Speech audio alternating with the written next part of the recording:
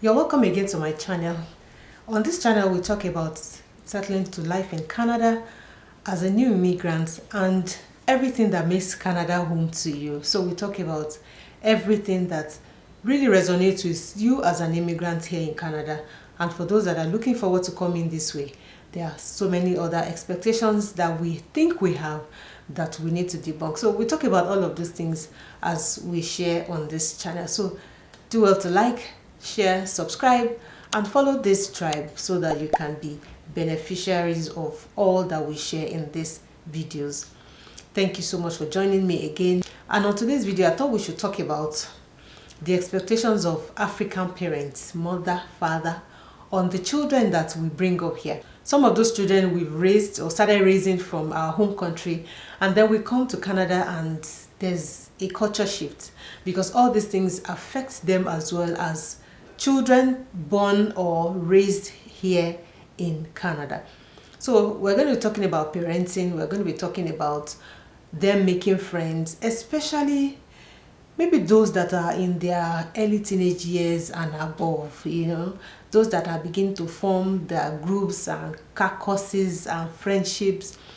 All the expectations that African parents have of those children, their relationships when they move out of the homes, their education, their friendships, showing respect, speaking their mother tongue, which is also a thing here. Immigrant children sort of lose those values.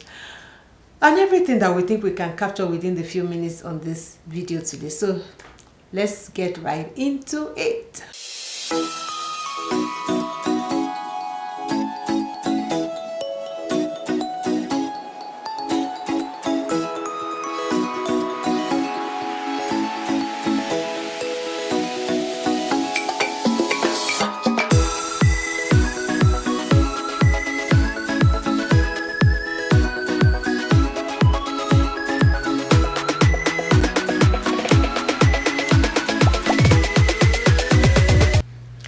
In Africa, Nigeria to be precise, we all have ways in which we were brought up, and as Africans there's so much regard for respect. There's so much regard for respect, and that means when you see your mother or your mother's friend or somebody that is older than you, you have to respect them in the way you even greet them. There's a way the male child will prostrate and the female child will kneel down in respect to this adult.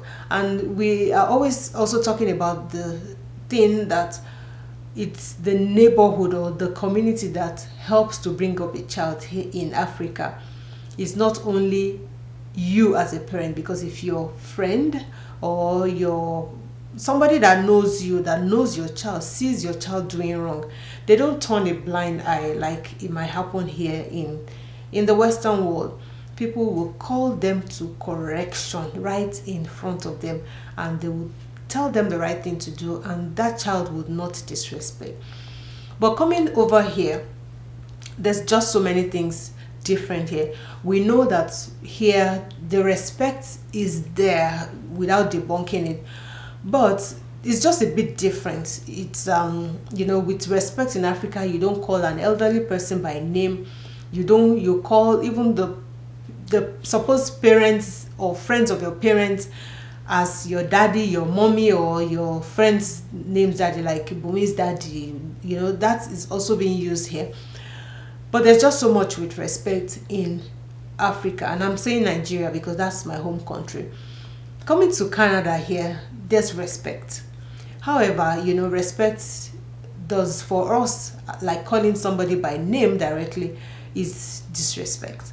So you can't see a grandpa or an elderly person, like a teenager or somebody that is really young, working with somebody that's like the age mate of your father, and then you begin to call the person Jack, Bob.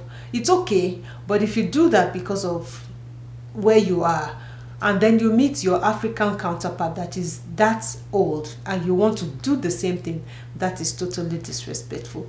In a place of work, you can find means to help show forth this respect by using Mr. You probably won't use uncle this or daddy this, but you can use Mr. and then the person's name to show respect. It doesn't mean because you're in the same place that you should throw away that culture of respect. Do you hear me, young children? So please, that is very important. So are we overreacting as parents in this regard, and telling our children that you must show respect, because irrespective of where you are, you must show respect? I know that sometimes too, children throw away these values of prostrating or kneeling because they are here, they feel really awkward. Why would I do that? They look at their friends and say, how would they be kneeling to greet somebody? Their friends are, all these things are ways in which the culture also bombards them to be able to pick which way they go. But we as parents still insist, you probably will not totally kneel down, but you must show accord by going lower to show that respect, that you are greeting an elderly person. And you don't extend your hand to say you want to shake an elderly person. As an African child or as an African parent, we frown at that. So this is one way that we really don't accommodate as African parents raising our children, and we talk a lot about things. We have our values as well, and we want children especially to hold this value, right? So that's talking about respect for our younger ones and how we as parents also want them to. Yes, we know it's difficult to flush in those two cultures, but they have to understand it. Are we overreacting? Please put in the comment section if as parents we are overreacting with our children that are born here, or our children that were brought up from our home country are brought in here and they're having difficulty blending this culture. Talking about education as well, back at home we talk about you must be a doctor, you must be an engineer, you must be an architect, you must be this, you must be that. But we have come to realize that looking at those professions back in our home country might be those professions that really would sell much, and people don't really have those wide range of options for courses that students can read in the institutions. But coming to Canada abroad, there's a vast extension of courses and students can be just anything. I remember talking to, I think I was having a conversation with my husband some time ago, and we talked that he is in the sciences while I'm in the social sciences, and he read microbiology, and he said those times that that everybody in the sciences would eventually come out and be something, they'll be earning so much money, but we realize that those in the businesses, those in the IT, those in the social sciences are even earning more than those in the sciences. And this goes to show that, look, should we be picking courses for our children as African parents? Because our parents will say you must be this, you must be that. But coming abroad, do you still pick courses for your children? Do you tell them that you must be this, you must be that? Because sometimes it's actually to satisfy our own ego, right? We want to, I know our parents there want you to be because they want to be like, oh mommy, a doctor, as in my child is a doctor. And those things are like ego driven. But is it worth it in this day and time? Is it worth pushing your children towards that profession that they don't like or they won't excel in? Because if they don't like it personally, they probably won't excel, they won't put in their very best. So what are your thoughts there? Are we overreacting? Have you also in Canada, for those of you that have had children in the institutions, have you picked courses for them? Have you insisted that they must go and study this particular course? Put it in the comment section and let's have a chat about that. But my own opinion here will be, please be open. We are in a diverse country that we need to be open and let those students also, or your children, make their decisions themselves. We've made decisions that we have regretted. We've made decisions that have made sense. But your part is to guide them. Let them do what they want to do and just guide them, just guide them and encourage them along the way. Okay, another reaction I will talk about is parents speaking to their children in their mother tongue. This one is funny because when I look at other culture, I realize that like the Chinese, like the Pakistanis, like those that are the Filipinos too, I see them speak their local languages to their children. But those of us that are African, I see more of English. English. Sometimes, yes, you might speak in your mother tongue at home, and then you're outside, you want to form, words. Sometimes these local languages are there to help you discuss with your children so that others don't hear your conversation. It is very important that your children know how to speak your mother tongue. They can speak English in their schools, they can communicate with their friends in English, but my own opinion is that they must be able to speak both fluently. I'm also guilty because I know that especially my own first son does not want to. In fact, it is always quiet. And there was a time I introduced that you have to speak Yoruba for you to be able to, like a Yoruba day in the house, like if you don't speak Yoruba, you don't eat or you don't do this. I was putting, but even me, I can't pull it through. But it's always a struggle. It is always a struggle. My daughter speaks more than him and understands, but my son models. If he speaks, it's like butchering the mother tongue. So what is your own experience about speaking to your children, or encouraging them to learn and speak their mother tongue, to speak their African tongue here, even in Canada? Is it all about speaking English everywhere, even when they see other of their African friends or their parents? Is it all about speaking English? Are we overreacting, asking them to speak our mother tongue while here? I don't think so. It's something that really gladdens our heart, because sometimes I see really young children, like Chinese, you see them speak their language with their parents, and I'm so elated. I'm like, oh my God. And then they speak to you, they learn this in their mother tongue, is their Chinese language, and then they begin to learn English as a second language. They become fluent in it as they also learn. But yeah, because English is also like a lingua franca for us back in Africa. It's almost like status quo for us to speak it. So what do you think? I think we should teach our children how to speak our mother tongue and let them embrace it, let them learn it, let them love to speak it, let them engage in it. Let us have conversations with it as parents. When you give birth to your child, please teach them, especially those that are born here in Canada, teach them how to speak your mother tongue while you are here. And it might be confusing for those that have married intertribal, like somebody, even in Africa, there are two tribes, and then your child needs to learn how to speak Igbo, or they have to know how to speak Hausa as two languages in the family. But they can learn it if you speak to them. Children learn very fast, and I think this is good for them to also learn. Let's also talk about friendship and relationship, because this one is the main thing. The kind of friends your children keep here, the kind of relationships they have. How did you determine? I know. Oh my God. Even back in Nigeria at the time, I know there were rules for dating, there were rules for you bringing friends home, there were rules. In fact, our parents had rules and rules and rules, and God catch you if you are even in front of the gate and you are speaking to a friend or something. I remember even when I was going to get married at the time, because I got married first in my own household, and my parents were like, your elder sister hasn't gotten married, and my husband was like, I'm going to elope with this girl if you do not give it to me, and he put a deadline there. So sometimes we have rules to relationships and friendships, that somebody has to be married first as a sibling before the other, especially when they are girls. And then we have all these rules.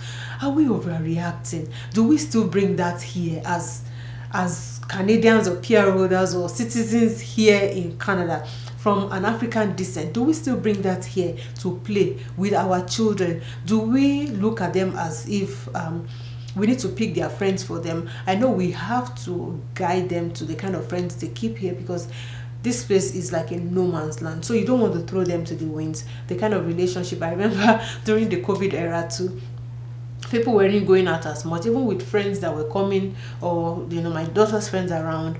My husband would say like, they should come in, I want to know them, I want to know their parents, it was he overreacted. At that point I was like, babe, take it easy, as in take it easy. Because even if your friends are going to learn or make friends, right, you have to also give them the benefit of the doubt. When you are your friends, your children's friends, they talk to you about this, their friends. They talk a lot about, like my daughter talks a lot about her friends with talk about the kind of friends, the kind of homes. So when we are in the place of advice now, then we begin to dissect everything. And I say, you see, look at this, your friend. What manners will this one bring to you when the father is not living with the mother in the house, or the child is doing one weekend in one house, another weekday in another person's house? Confusion. Or they are living in grandma's house. You understand? So we begin to look at these things. I'm not saying they won't be friends, but look, there are some virtues, there are some things that they can't imbibe, because there's nothing to gain, there's nothing to learn from those friends in some particular spaces, right? So you're also using that to teach them the best way to go. So even by themselves, when things happen, they're like, I've just let go of that friend. I don't think she's a good fit for me as a friend. You just hear things like that, and you're just like, thank you, Lord. One friend gone. Those things, you can't move in the school with them, because if you don't let them speak their mind and you condemn and condemn and condemn, they will not talk to you. They will keep these friends. They will come home and pretend, and then they will continue to live in those bad eras with those friends. So we need to be able to help them open up their hearts and talk about their friendships. And for those of them that are in relationships or are dating, how do you do it? How do you make sure that they are in the right relationship? How do you ensure that they are not dating the wrong person? Are you enforcing that they must marry also from the African background, or are you forcing them that they must not marry somebody that is not African? Is it a culture that you have also brought back into Canada, and you just feel that, look, you cannot marry any white person here, you must marry an African? Is it something, are we overreacting as a parent? Is this something that you have introduced to your son or your daughter and say, don't do this, this is what I expect you to do? Or are we liberal about it? Don't forget, we're in a multicultural society. We need to be open-minded. We need to let people learn. We need to embrace other culture, and that goes into marriage too. I know my husband's cousin that is African that married a Chinese American, and this woman is the best of all. As in, she's really sweet. She's imbibed the culture. She's so loving. Everything that you can imagine. They named the children the African names, of course, because that's from the father. But every association, everything, there's no difference. You can't really, that she's not African, right? But your bringing is African, is Chinese American, and everybody is in sync. There's just like a total plug, and I'm like, this is really, really nice. And I'm talking marriage of over how many years now? Like 25 years. Okay. So this has also been in existence. If the parents have said, no, you cannot marry, this has been things that parents do over the years back. But do we still do this? Are we overreacting? Do we need to caution our children from the relationships or friendships that they keep here in Canada because they are Africans? Please leave in the comment section again and let's discuss. I'm interested in this topic, and let's know your thoughts. If you are here in Canada, what have you said to your child about friendships and relationships or dating that you have held by force because you are an African parent? I will wrap all these three in one, like students trying to work here in Canada, children leaving home at 18 years of age, and even some chores at home. I know there's just so much for children to learn here. There's we teach our children how to cook, we teach them how to do African things, but when they come here, they see the easy life of burger, French fries, shawarma, all those free and easy things, noodles, soup bowl, all those things. And then, like my daughter said, she wants to marry a chef because she doesn't want to cook. Those are things that you find here. Are you also in that situation? How do you react to these things? Do you force your children to cook your African food? Do you teach them? Do you insist they must cook? Must they know how to cook it? Or do you leave them to, if you like, go and marry Oyinbo so that you'll be eating Indomie and egg? Are you that parent? What is your reaction when they tell you they don't want to learn how to cook all these your local dishes because they will not cook it when they are married in their homes? What do you tell them? Are we overreacting and insisting? Because me, I'll tell my daughter, whether you like it or not, you must learn how to cook it.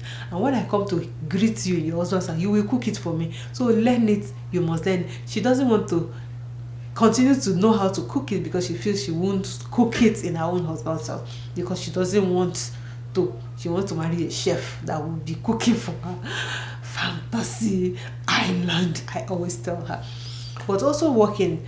Also here, I know teenagers are exposed to working early in life. They are exposed to learning so many things at a young age. From their high school, they are already working.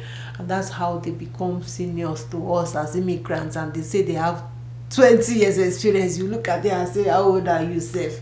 But this is the life here. Are you encouraging your students or your children to also work here in Canada? I know some parents, African parents, don't want their children to work. They feel it's a distraction. They tell them, you have come here to learn. Come and go to school. And when you finish your school, then you can go and start working.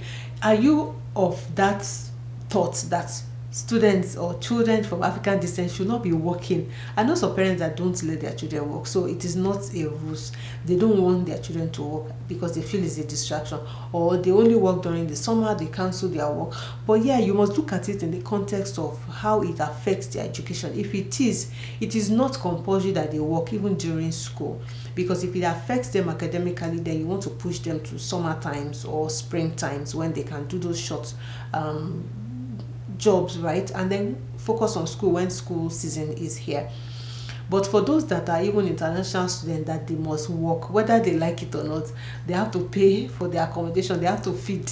So they must combine all these things together. Then the parents don't have a choice but to just make them work. What are your thoughts, guys? How do you handle this situation with your own African children as an African parent with strong background of African descent, trying to imbibe those culture in your children? Our own children work. At some point they stop, depends on the school. My son's school was really tasking. He's studying computer science in the University of Saskatchewan, and that was very tasking on him. So last year he halted school work because he couldn't focus. In fact, he actually moved to a work from home job, but he didn't like it, so he stopped. My daughter also worked briefly during this fall last year, but it was affecting school, as we saw, and we didn't want that, so we had to halt and push her to work in summer so she can be doing summer jobs rather than in between schools, so that she can focus on school. So all of these things you must determine and know the strength of each child. Your child, can they combine these things? It's not about the money. Some parents probably push their children to work because they need the money to be added to the house expense. Don't do that to these children. Don't make them stay for you. You are the one that has the responsibility to provide. If they do that, yeah, they probably take some bills off you, like children want to buy some things themselves, and they probably won't be able to run to you to do these things for them. So they can spend from their money because they are working, and it builds responsibility for them at a young age. It builds experience for them at a young age, how to keep their money, how to plan with their money, how to disburse their money, how to just know how money works in those little areas that they start working. It's a way that helps them. Like my daughter, when she works, all her money, she does so many things. She's also as entrepreneurial as me. She can braid, she makes her hair herself, she makes hair for people as well for a fee. She also loves, what do they call it? Is it pedicure? Because I don't do nails, so I don't know. But she's in this game. I think, okay, I'll try and see if I can film her room, her table, all that she has. She does this as well. She's gotten so much of her equipment, gradually, and I'm a manager now. I'm ensuring that she's spending the money wisely. So she's getting this thing. She's doing nails for her friends. She's just building this. She loves doing it, and this is an entrepreneurial spirit as well, which is good, and she's making extra money. So if she can't work during the school days, she's doing this on the side, as it comes to earn money, and then during the summertime she goes to work. It's okay, we encourage that. I'm entrepreneur, I will never stop my children from being entrepreneur. It is a very good way to earn money. So what are your thoughts on this, and how do you ensure that your children also work, or what is your take concerning students working or children working from an African descent? Then this matter that will never end, I talked about leaving home at 18 as an adult. Is it still 18, or African you're looking at 21 as we know it back in our home country? Let me leave that conversation for you to discuss in the comment section, because this video is already long. Thank you for watching, guys. So if we're overreacting, let's call ourselves out. If we are not overreacting, let's say that we are not, and let's see or talk about the reasons why we are behaving this way or doing this for the sake of our children, and let's see how we can better help them in this dynamic world, or this community that they are, that is helping them or actually causing them confusion. Let me say that, confusion, because they are also integrating. It's not only us that is integrating, they are also integrating, and they are finding it hard.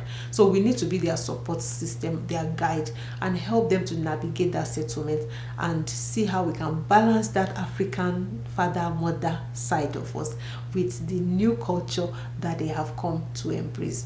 Thank you guys for watching. Please subscribe to this channel, and I'll see you in another vlog. Bye.